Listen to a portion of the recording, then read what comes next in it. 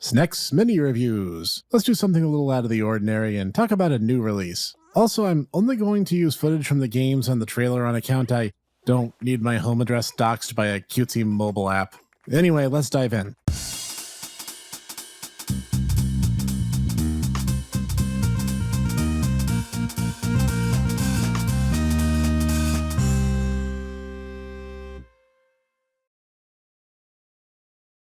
So recently, the Nintendo franchise Pikmin received a new installment in a rather unexpected form, the mobile pedometer game Pikmin Bloom. For background context, I absolutely adore the Pikmin trilogy spanning across the GameCube and Wii U, with remakes available on the Wii and the new Play Control series of re-releases using some waggle in lieu of button press. The lush, biodiverse world of the Pikmin planet and the cartoonish but well-documented flora and fauna gave the games a sense of life and depth to them, with Captain Olimar, series protagonist, coming off as a sort of adventurer professor, giving scientific names and biological research done to the life forms that he encounters, none more so than the creatures he dubs the Pikmin. Pikmin, for those who have gotten this far and still don't know, are plant-animal hybrid creatures born from seeds popped out of a color-coded nest the Pikmin called home, called onions. Except purple and white Pikmin, who are created by mutating other color Pikmin into color-coded flowers and... I'm getting extremely too nitpicky here. Basically, you can think of the Pikmin as colorful cartoon ants, who follow their leader and obey simple instructions and are powerful in groups but individually quite weak and thus prone to very short lifespans. Enter Pikmin Bloom, just a few weeks ago, brought to us by Niantic, the same team that made Pokemon Go.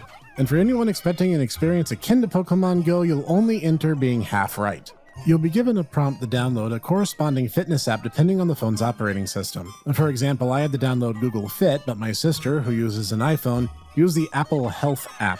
Either way, some intermediary app is going to be necessary in order for the game to function, and it will ask for permissions that mostly make sense and a few that might before the review is totally out.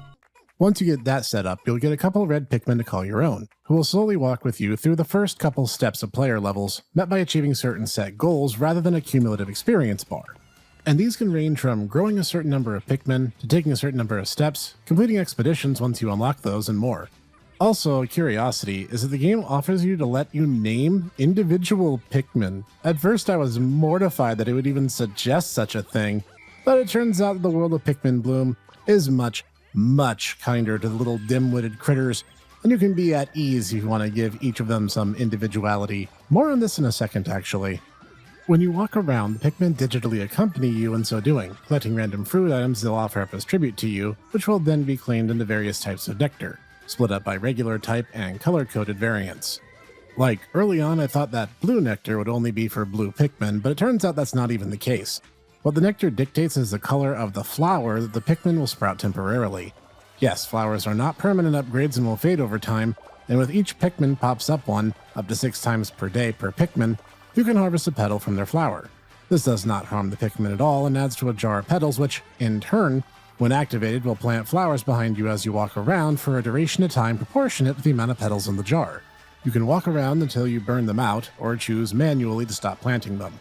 While planting flowers, not only can you see a special map which will show nearby players in real time, but it will also speed up the rate of germinating Pikmin and can help grow massive flowers at certain spots, which avid Pokemon Go fans might recognize as many of the locations for pre-existing Pokestops.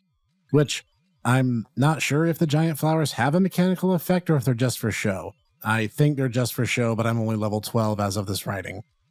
Also, along the way, while planting flowers, you'll gather the game's in-game currency at a rate of about 1,000 flowers planted per 1 coin earned. Speaking of, as you level up, more and more options will become available to you. As you walk around, after a certain level, you'll even unlock expeditions or treasure hunts that you can send your Pikmin on independently. Not only is this a great way to get additional Pikmin seeds and nectars, it grows an overall affinity rating that they hold towards the player, up to a maximum of 4 hearts, at least as near as I can tell. Once their affinity maxes out, they'll unlock a solo expedition to get a specialty item called a gift. These can vary depending on where they come from, like a yellow Pikmin of mine who went to a local bakery and came back with a macaroon hat that it now proudly displays everywhere it goes. There's also the change of finding huge seeds, which are not color-coded oddly enough and take much longer to mature, but will eventually grow into a Pikmin donning a unique costume.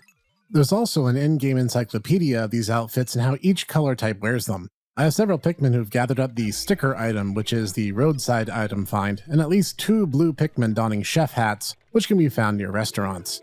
In some ways, Pikmin Bloom is more precise about its location system than Pokemon Go is, which is kind of amusing to me. Now, some of these expeditions, depending on where you go during the day, can take a long time, especially since the game kind of tracks quote-unquote steps even while you're driving.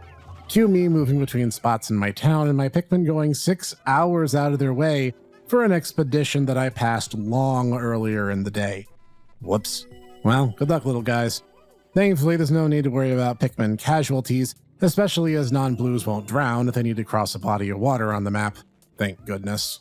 Along the way, they'll also find postcards, this game's version of the gift system a la Pokemon Go, since that comparison is quite handy in this case.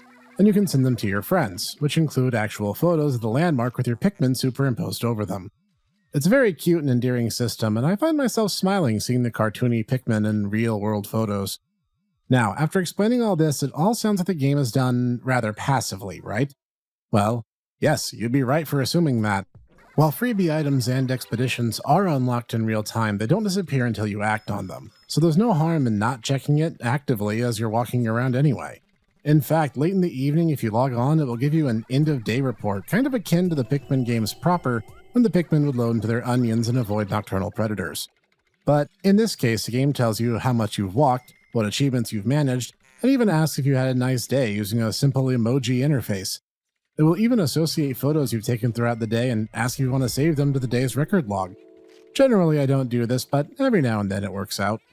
And yeah, that's basically the game as it stands now. It's a simple pedometer game where almost every single mechanic is tied to you walking with your phone on you. What more is there to even say? It's a pedometer game. But does it work as a very passive pedometer game? I'd say yes. I find the Pikmin endearing, and while you might argue the game is very simplistic, I'm perfectly alright with that.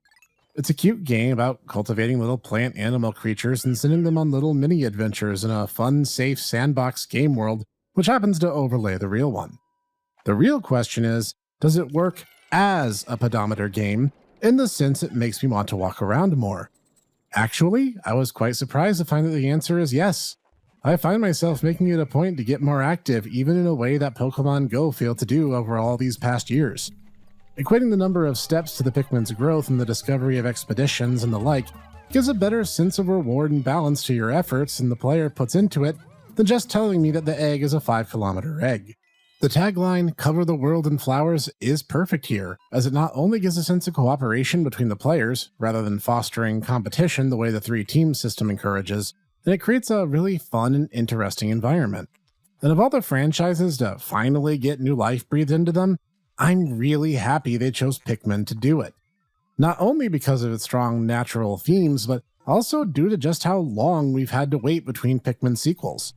Not only is this probably the only Pikmin game we're getting for a while to come, it's also the first in recent memory that did anything with the Me system. Now, as for complaints, as said, it is a very passive experience, one that you enjoy checking over the course of a day rather than actually playing actively. You're not slinging Pokeballs around and battling in gyms, so checking it every single step is literally and figuratively fruitless. And at level 12, I still haven't found any rock, wing, purple, or white Pikmin yet. I don't know if I'm doing something wrong or if you're just expected to wait for them. Purple Pikmin are my favorite type, so the wait's killing me.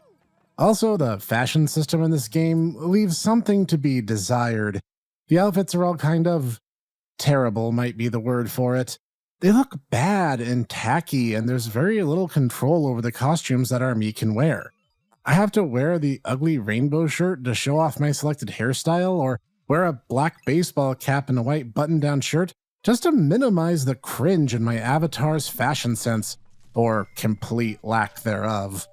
But all that said, I actually think this is a really fun and wholesome game, and the monetization aspect isn't intrusive at all. The game allows you to progress completely for free at a brisk and unfrustrating pace provided you, well, make it a point to walk around with your phone on you. I give this game a hearty recommendation. While it's certainly no Pikmin 4, I've already come to be quite charmed by the game and its offerings, so I'm happy to have it as one of the few mobile games that's managed to find a way onto my phone and not get immediately deleted off of it. This has been the Hipster Snek, with a sort of mini review of a brand new game for your consideration. I'll probably need to come up with a new name for games that are hot off the presses like this. If you want more like this, leave a like and a comment saying so. And more like this and Let's Plays and the new home of the Tumble Bros podcast each week, hit the subscribe and bell icons too. All goes a long way in helping me out.